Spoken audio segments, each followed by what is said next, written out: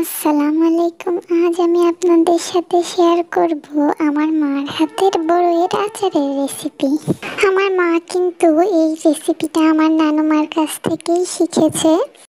বড়ইয়ের আচারের রেসিপিটা কিন্তু আমার মায়ের সিক্রেট রেসিপি, তাই সে এটা কাউকে বলতে একদমই চায় না।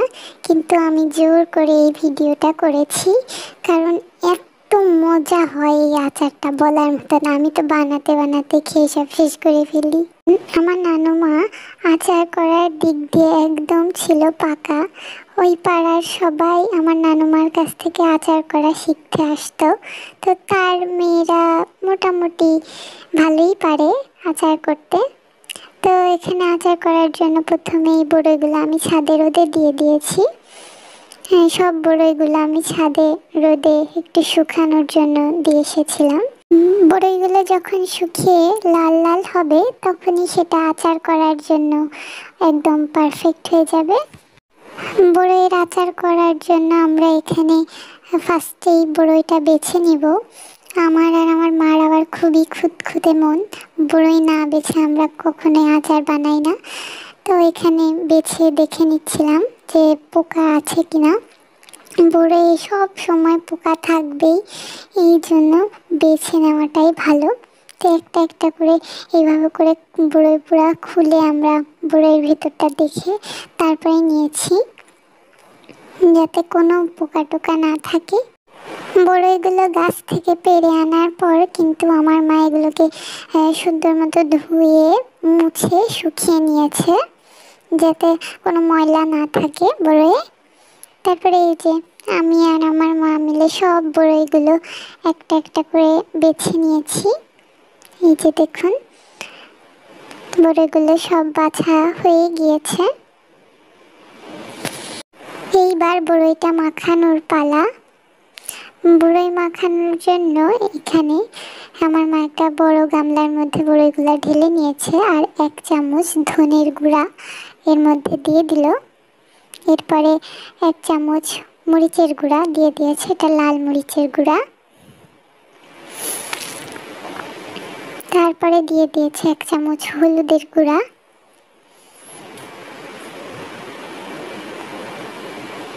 এরপরে দিয়েছে স্বাদ মতো লবণ, এটাও 1 চামচ দিয়ে দিয়েছে।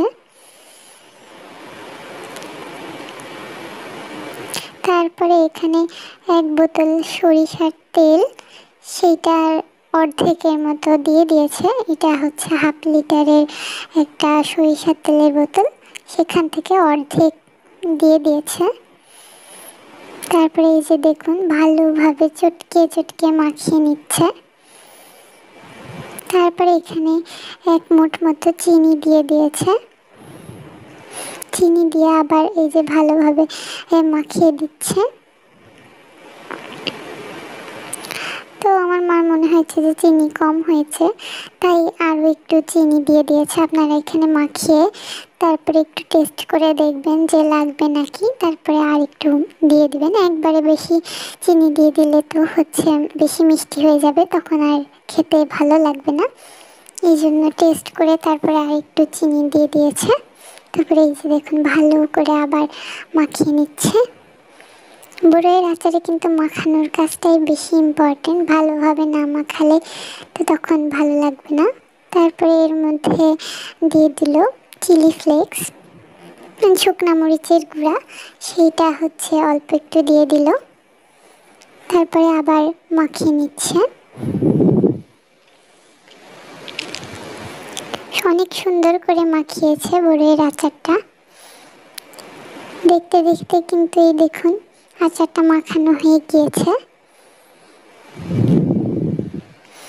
ভালোভাবে নেড়ে চেড়ে মাখিয়ে নিয়েছে। বড়ই মাখা কিন্তু রেডি। এই আচারটা বানানোর জন্য কিন্তু প্রথমে বড়ইটা মাখিয়ে নিতে হয়। তো আপনারা এটা এমনিতেও খেতে পারেন বড়ই মাখা হিসেবে। এটা বড়ই মাখা প্লাস আচারের রেসিপি। আজকে আমি যে রেসিপিটা দিচ্ছি, 1 মাখাতেই কিন্তু 2টা রেসিপি আপনারা বানিয়ে ফেলতে পারবেন। বড়ইটা সুন্দর করে চটকিয়ে চটকিয়ে না মাখালে কিন্তু হবে না, মশলাটা ভিতরে পৌঁছাবে না। এই জন্য চটকিয়ে চটকিয়ে ভালো করেই মাখাতে হবে, তাহলে মশলাটা বড়ইয়ের ভিতরে ভালোভাবে যাবে, তখন খেতে অনেক মজা হবে। বড়ই মাখানো কিন্তু হয়ে গিয়েছে। এইবার বড়ইয়ের গামলাটা আমার মা সুন্দর করে নেট দিয়ে বেঁধে দিয়েছে। তারপরে এই যে আমি এটা ছাদে রোদে শুকাতে দিয়ে আসলাম। আচার করার জন্য কিন্তু বড়ইটা রোদে শুকিয়ে নিতে হবে, মানে যে বড়ই দিয়ে যে মাখাটা আমরা বানালাম সেটা রোদে দিয়ে 2-3 দিন মতো শুকিয়ে নিতে হবে। এই যে দেখুন 2-3 দিন রোদে দেওয়ার পর আচারটার ফাইনাল লুক দেখুন। আচারটা কেমন লাল লাল হয়ে গিয়েছে। এরকম যখন হয়ে যাবে তখনই বোঝা যাবে যে আচারটা রেডি। বেশি শুকানো যাবে না, বেশি শুকালে কিন্তু তখন অনেক শক্ত হয়ে যাবে, তখন আর খেতে ভালো লাগবে না।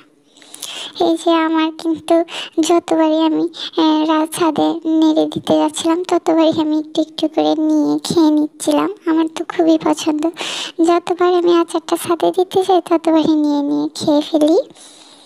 আপনারাও এরকম করে আচার বানিয়ে নিতে পারেন। আমার বিশ্বাস আপনারা আঙ্গুল চাটতে থাকবেন এই আচারটা খেয়ে, এত বেশি মজা লাগে। তো আজকের মতো এখানেই শেষ করছি। আল্লাহ হাফেজ।